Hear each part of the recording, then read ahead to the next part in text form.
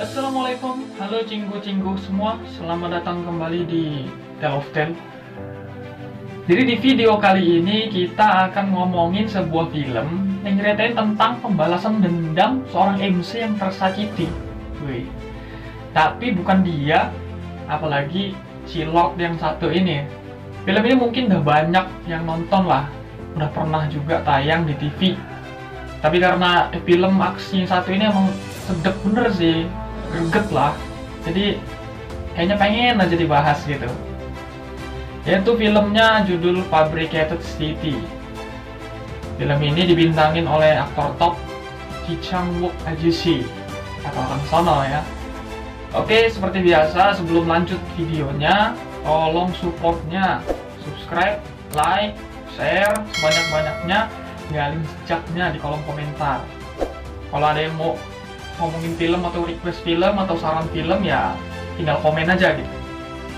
Di awal film kita diperlihatkan MC yang lagi perang bareng teman-temannya.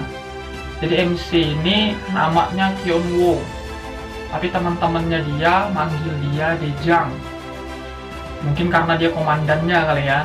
Jadi di sini dia nggak bener-bener perang, itu cuman mabar game perang yang modelnya itu ya kayak Point Blank, FF, PUBG, dan yang lainnya lah. Nah si MC ini jago bener main game ya, mungkin karena dia MC lah jadi agak OP gimana gitu. Walaupun ya dia juga akhirnya mati, tapi timnya berhasil menang. Ini sedikit jelasin, jadi si MC ini seorang NEET, ngangguran, kerjanya cuma main game aja dan nggak punya pekerjaan. Padahal dulunya dia itu atlet di timnas taekwondo. Selesai mabar, teman-temannya ngajakin ngumpul bareng. Tapi si MC ini nggak punya uang. Nah di sini emaknya MC sempat nelpon, nyuruh dia pulang ke rumah untuk nutup katup gas. Karena emaknya itu lagi giliran shift di rumah sakit. Tapi MC nggak mau pulang dan tetap lanjut main game. Nah kalian yang tukang-tukang main game, hati-hati aja. Jangan sok-sok durhaka, kalau nggak mau kena batunya kayak si MC ini. Lanjut, ada telepon bunyi di sebelahnya MC.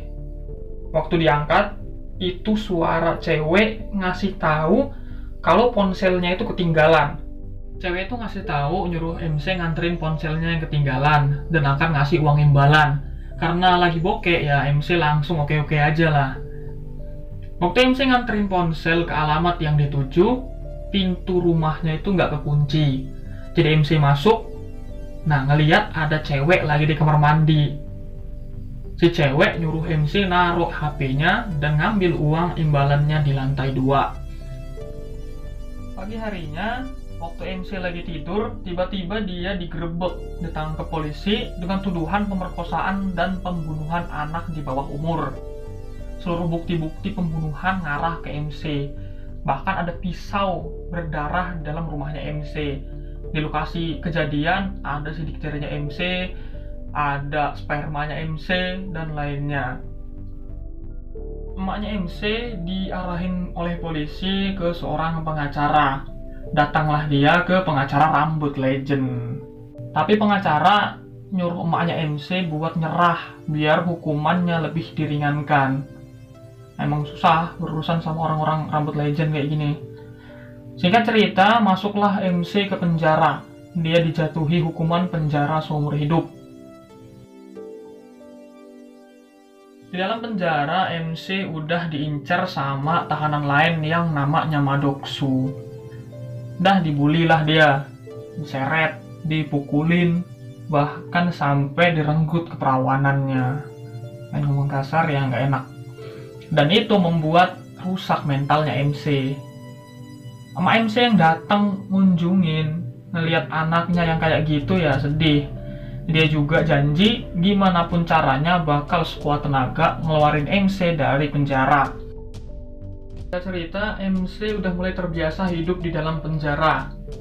Dia juga lama-lama kebal dari pukulan tahanan-tahanan lain dan bersiap untuk balas dendam terhadap tahanan-tahanan tersebut. Duel pun dimulai. MC yang dikejar-kejar tahanan lain sembunyi sambil membuat semacam senjata panah dari kertas.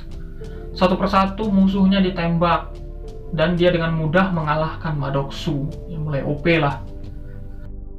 Setelah itu, pengacara rambut legend ngunjungin MC. Dia ngasih tahu ke MC kalau emaknya itu sudah lelah, dan dia mati bunuh diri. Si MC yang denger itu pun nangis. Akhirnya Patho Jenkins ngasih tahu ke MC cara agar bisa kabur dari penjara, yaitu dengan menusuk perutnya agak ke samping, dan itu membuatnya dipindahkan ke rumah sakit. Singkat cerita, dia berhasil kabur di tengah perjalanan menuju ke rumah sakit. Diburonlah dia masuk berita dan dikejar-kejar polisi. Untung ada pasangan turis yang ngebantu MC lolos dan ngasih dia mobil calon underground. Orang pertama yang MC kunjungin adalah pengacara rambut legend. Dia minta bantuan pengacara, tapi pengacara nggak mau nolong. Pengacara ngasih kalung emaknya MC yang udah meninggal dan melapor polisi untuk nangkep MC. Tapi MC berhasil kabur. Setelah itu MC pergi ke warnet dan membuka emailnya. Dia berhasil menemukan sebuah video di emailnya yang berisikan bukti kalau MC itu tidak bersalah, yang dibuat oleh teman mabarnya yang bernama Talbo Hyung Nim. Talbo Hyung Nim mengajak MC ketemuan di sebuah kafe. Ternyata Talbo Hyung Nim itu adalah seorang perempuan pemalu yang memakai tipuan suara agar dikira laki-laki. Jadi mereka ini walaupun sering mabar, tapi mereka tuh nggak pernah ketemuan. Talbo Hyung Nim mengajak MC ke markasnya.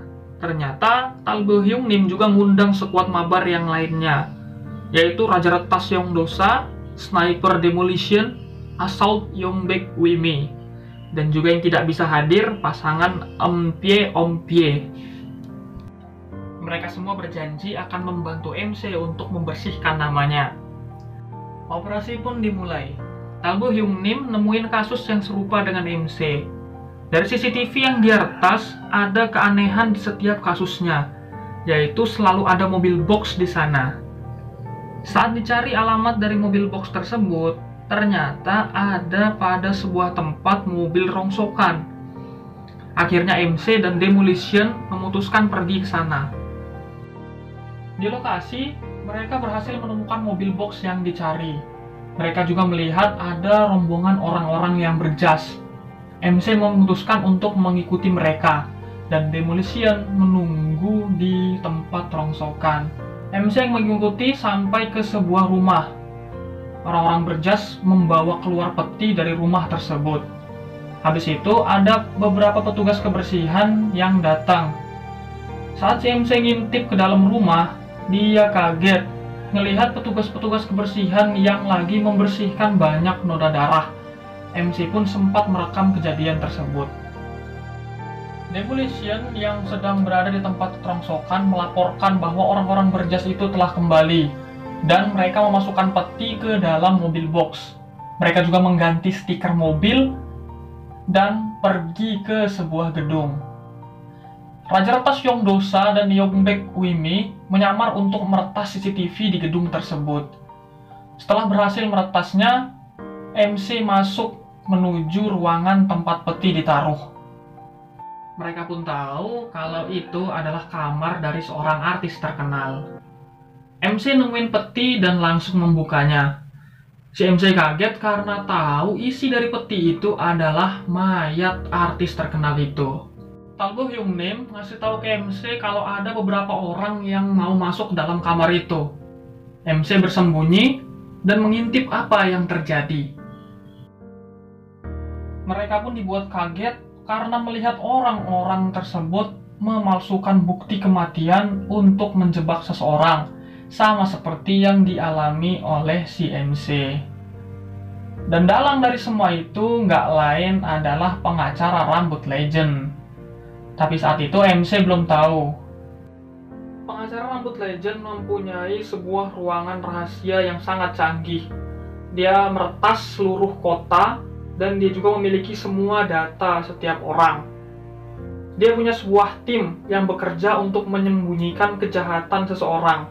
Mereka membuat target pingsan dan mengambil sidik jari, DNA, dan yang lainnya untuk membuat bukti palsu. Singkat cerita, mereka berhasil menyadap ponsel perempuan yang dijadikan target oleh pengacara untuk menjadi tersangka pembunuhan artis terkenal tadi. Di pagi hari, perempuan tersebut ditelepon oleh seorang wanita. Dan si MC pun tahu kalau wanita yang menelpon adalah wanita yang sama dengan wanita yang menjebaknya. Tan Bo Hyung Nim pun cepat-cepat meretas lokasinya dan menemukannya.